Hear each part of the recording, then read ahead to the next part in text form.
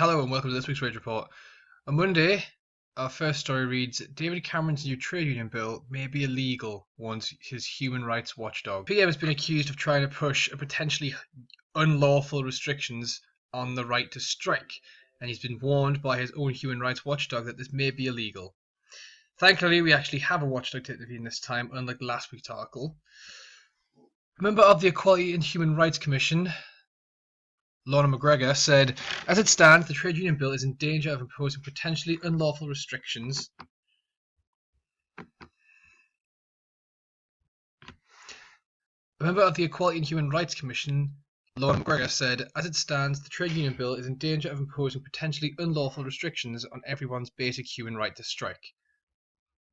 And to be honest, it doesn't really surprise me. How stupid does the Prime Minister honestly think we are? It seems that whenever the government looks to be creating something that could be beneficial for the people, it always turns out to be beneficial for them only. She goes on to say that picketing outside workplaces is a right, not a privilege, something that the Tories don't seem to understand. The bill will introduce new thresholds, making it harder for unions to organise. The right to strike is something every union needs. It gives them the ability to negotiate, and without this, they'd lose a key power. For a party that recently called themselves the Party of the People, they sure are painting a bad image for themselves. Labour's Shadow Business Secretary, Angela Eagle, said, the Tories should take heed of the damning verdict from the Equality and Human Rights Commission, and it should be the final nail in the coffin. And I honestly agree. If the Watchdog for Human Rights believes something is a breach of human rights, it's probably a breach of human rights. But of course, the Tories made a statement disputing this. Employment Minister Nick Bull said, we completely disagree with the conclusions reached by the EHRC. There is a notable lack of analysis in the report to support the conclusion they have come to. This was a very brief summary of what seems like a dangerous bill. If you're interested, links in the description below. Tuesday was a big one, the doctor's strike. Now, the article is linked below. It was a fucking big article, so I'll be doing a pretty brief summary of events. So we start this strike with an explanation as to why the junior doctors are striking. Short answer, Jeremy Cunt wants to fuck the NHS up. We then hear that the public support the strike. Good stuff. This is followed with a letter from a Dr. Rachel Clark explaining why she's striking, and she makes some interesting points. I'll leave it up to you guys. Afterwards, Nick Clegg made an appearance, taking a break from his holiday to lend support. Very nice. At 8 o'clock, the strike began, and it's supposedly going to last 24 hours. 8:09 is when the Twitter store of pictures begins. It's not really particularly interesting, if I'm being perfectly honest, but it's nice, I guess, to see everybody sport. Half an hour in, Corbyn comes to the rescue to blast Tories from attempting to smear the doctors. No surprise there. The NHS choir then joined Great Ormond Street. Bieber also tweeted the choir, apparently. Wouldn't call that news. 8:55, we hear about reports of hospitals declaring emergencies to call doctors in, but Dr. Rajiv, not going to try the surname, told Sky News they are threatening doctors with GMC action to try and take advantage of their professionalism. After this, Jeremy Cunt fled the scene, choosing to run from his problems instead of facing like an adult. 9:24 sees the first major incident being declared. Samuel Hospital chiefs claimed an unprecedented number of patients had forced them to declare a level 4 incident. But the British Medical Association accused the hospital of bullshit, my words not theirs. The BMA junior doctors leader showed his support for the strike with a little video. I recommend you giving it a watch. Then the doctors sang for a bit. Then they had some speeches. At 10:36 we see some really cool Mr. Hunter's naughty stickers, which I'd love to get a hold of one if they're still about. Another doctor, now on the scene at Samuel Hospital, calls the major incident tactics. More doctors have now begun to strike outside Samuel Hospital. At 10:58 we see some creative picket signs. Samuel doesn't seem to want to allow these doctors to strike now, calling doctors mobiles. At 11:20 shows us just how much of a buttfuck the situation is when the NHS chief was left squirming on camera after he was asked where Jeremy Cunt is. An aide stepped in to dismiss the question, of course. Samuel are at it again, with claims that don't seem to add up and data that tells a different story. I've butchered this, so please give it a look. Doctors then defied orders to stop striking, claiming this is like a Sunday. Bridget told Sky News elective procedures have been cancelled, so really this is no different to a Sunday. At 12:17, ex-Health Minister Norman Lamb basically says what everyone with half a brain cell already knows, that the Tories have done a shit job. And after 2.5 hours, Jeremy Cunt decides to act like a fucking grown-up and have an interview. A patient wrote into the Mirror to explain how her appointment was cancelled, but she's still on board with the strike. Very supportive. It's good to see. At 12:50, the government releases a statement going on about deaths and how babies are going to die, basically. Just guilty bullshit as usual.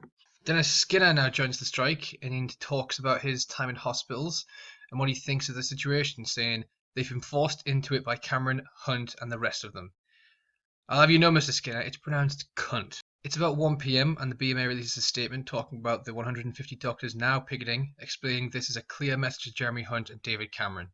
Something I'm sure both of them will take on board and not simply ignore like everything else. John McDonnell has now been seen visiting the doctors at St. Thomas. And so we're halfway through the day and Cunt's finally broken his silence with a load of bollocks. He says, the right thing to do is sit around the table and talk to the government about how we improve patient safety. Mr. Cunt, if you had just done this from the start, we wouldn't have been in this situation. Hunt the Cunt voices his opinion again, calling the strike totally unnecessary. We should just sit back and accept your changes to increase hours and decrease pay like good little slaves, shouldn't we, Hunt? Labour MP Sarah Champion, sweet name, sets the record straight, explaining that the strike is down to the staff ratio and not pay. More Samuel shit kicking off at 1:55, now talking about an email that was sent requesting all doctors to come back in, only 15 minutes into the strike. At 13 minutes past 2, we see Mr. Cunt talk even more shit. He praises the doctors who crossed the picket and then threatens to force his 7-day contract on doctors. All this after Mr. Cunt just said that we need to sit around a table and talk. Heidi Alexander says Jeremy Hunt is the only person to blame. Couldn't agree more. Samuel kicks off yet again.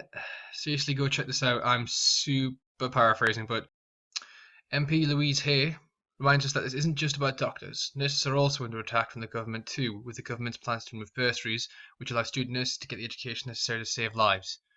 So it's getting to 9 p.m, the end of the strike, and Sandwell have finally decided to do the decent thing and stop fucking badgering these doctors.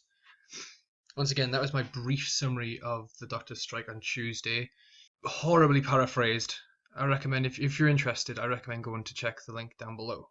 On to Wednesday's story, which reveals how secretive Theresa May is regarding her own snoopers charter. Theresa May is quoted saying she did not want to go down the route of giving information about the sort of data sets that are being acquired. In other words, she doesn't entirely know what she's gathering, or she doesn't think she has to explain her charter to anybody, and that we should just accept this invasion of privacy willingly.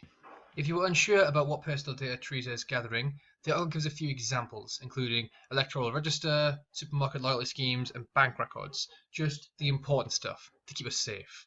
The article goes on to say that the Security Minister, John Hayes, had written to the committee of MPs and peers scrutinising the draft bill to give the reasons why the government did not want to reveal the kinds of data investigators were accessing. It's a fair point. I personally fail to understand why keeping secret the kinds of data you're stealing is beneficial to the public. I recall you saying, Theresa May, that if you've got nothing to hide, you've got nothing to fear. So that must mean you have something to fear then, since you're keeping something hidden from us. Anyways, Ms May goes on to insist the practice is fine and the sweeping up by the security service of large quantities of internet traffic passing through the UK did not amount to mass surveillance, which is funny because that kind of sounds like mass surveillance. Thankfully, the government's anti-terror legislation watchdog David Anderson is said to warn in a report that Ms May needs to come out and make the case to MPs and the public for the bulk collection of data, also known as mass surveillance. My words. If she doesn't, the government is at risk of the practice being outlawed by the European Court of Justice. Basically, it looks like we have another Tory thinking they're above the law. I only hope Theresa fails to submit her case so we can get this blatant invasion of privacy outlawed. I'm afraid there's only more bad news on Thursday. The title of today's article reads, Plans to End Student Grants Without Commons Vote, Outrageous Opposition. Ministers have been accused of an outrageous attempt to sneak through their proposal to end student grants in England without proper scrutiny by MPs. I'm not surprised, and I don't know whether that's good or bad. The plan to scrap maintenance grants will go through a legislation committee on Thursday without a vote and debate. Very democratic there, you fucking twats. The plan was first put forward by George Osborne, you know, the pasty slug creature who's supposed to know something about finance. He proposed turning maintenance grants into loans from September of this year in a bid to save money. Which is a little odd, seeing as we've clearly got enough money to bomb civilians, since we're using 100k brimstone missiles. But I suppose we can't just go dipping into Cameron's Playtime fund, can we? Thankfully, Labour University Minister Gordon Marsden stepped in to say it was not simply a technical tinkering, but a major change by the government that will deprive around 500,000 of England's students from lower income and disadvantaged households of maintenance grants. He wanted to say it will leave them having to take out loans as a leap in the dark. What Mr. Marsden fails to understand is that's exactly what Osborne wants. Why follow proper procedure when you can enslave that 500,000 who leap into the dark and have them under your thumb for the rest of their lives?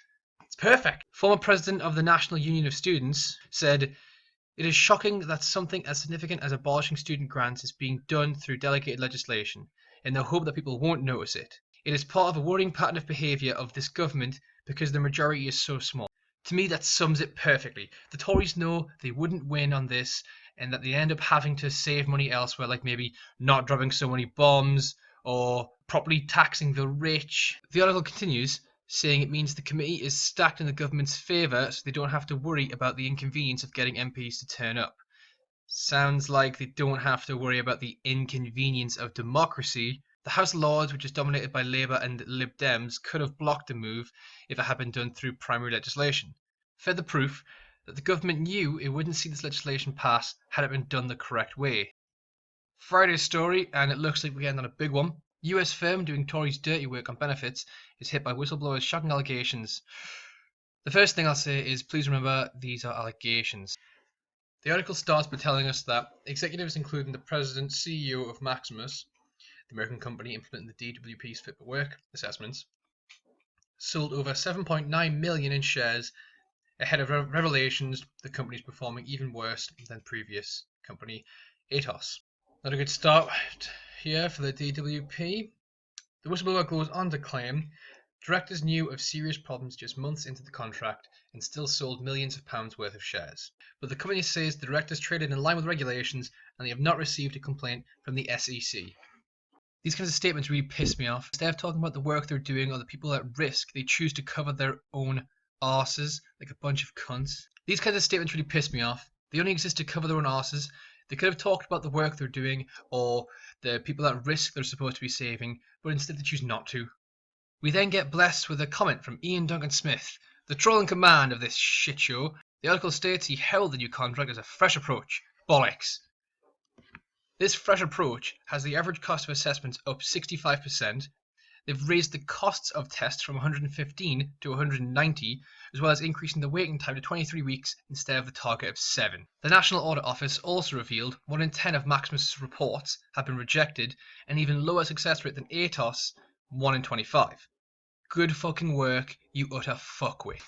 The former employee claims the company admitted in meetings their targets of employing 1,000 new healthcare professionals to carry out assessments was unrealistic and unworkable. He claims it wasn't just that they couldn't recruit staff, they couldn't retain them. Sounds like they knew they'd fail, but took the contract anyways. The DWP has said the allegations are a commercial matter for the company. Fuck that. Sure, Maximus has responsibility, but so does the organisation that gave them the fucking contract. You can't just give the contract away and think that clears your name. This isn't a playground. We're dealing with people's lives. Maximus and the DWP are shitty organisations whose only concern appears to be money and playing who can kill the most. Anyways, thanks for listening to all that. Links will be in the description below.